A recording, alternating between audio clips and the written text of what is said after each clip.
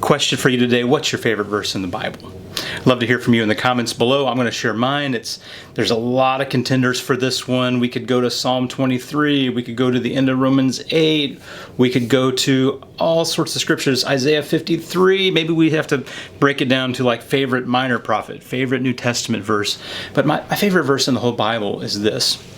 It's in Revelation chapter 21, verse 5.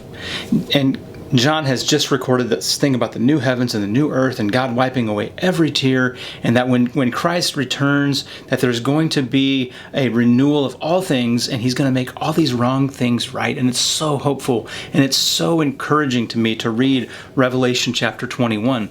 And the most important verse in all that to me, aside from there being no more death, is that he says in verse 25, the one seated on the throne said to him, "Behold, I am making all things new."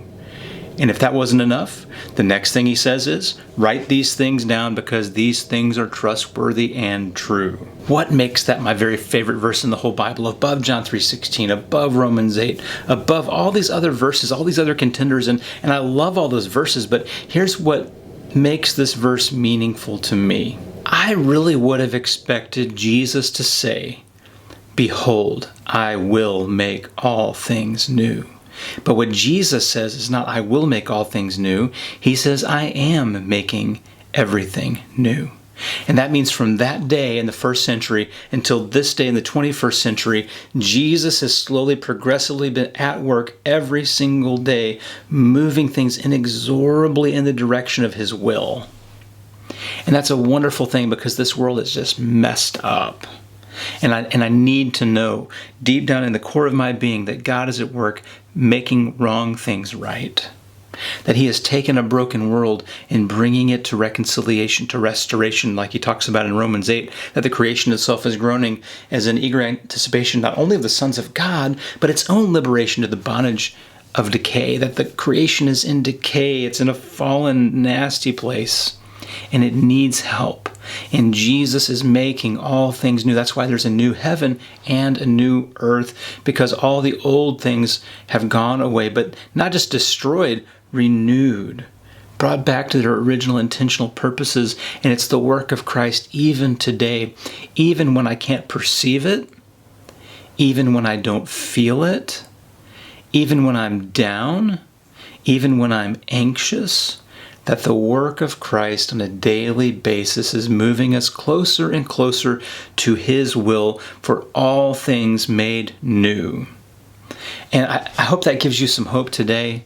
Maybe you're going through a rough patch. Maybe this corona's getting to you, and you just need some reminder that yes, this world is just sick sometimes, and yes, awful things take place, but we know where it is all headed. And again, what makes this so powerful to me is it's not just about the not yet, about eternity when Christ comes back and all these things take place. That would be a I will make all things new. It's an I am making all things new. And that makes all the difference, that he is not just waiting to work on it. It's not like the world is just getting its way right now in every conceivable way, and that Jesus is just sitting back going, well, one day we'll make all those things right. One day we'll make all those things new. No, he is doing that today. And he's working on it in you, and he's working on it in me. And so you and I get this incredible job of being stewards of new creation, that we've been raised to newness of life, that we are the children of God, that we are the children of the kingdom, that we today, just like Christ, can do things in our everyday lives to impact the people around us, to help bring about newness in their lives, newness of the gospel, newness of the kingdom. And it's a wonderful thing for us. It's our vocation. It's why we're here, to bring about newness in this world where people just see old, stale, stagnant, deathly things. We are privileged to get to participate in this, and I'm privileged to get to share this message with you, and I appreciate you watching it. May God richly bless you today. May he lift up your head so that you can see clearly where he is taking you. May you be blessed. May you be well. May you come to know the God who makes all things new.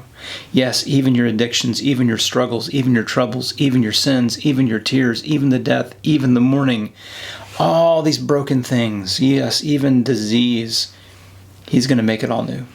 and He's working on it right now. And I'm so thankful to know that, and I hope you are too. So thanks for watching.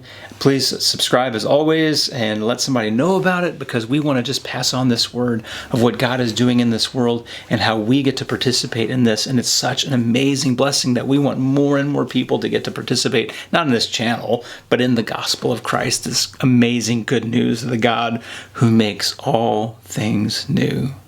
God bless you. See you next time.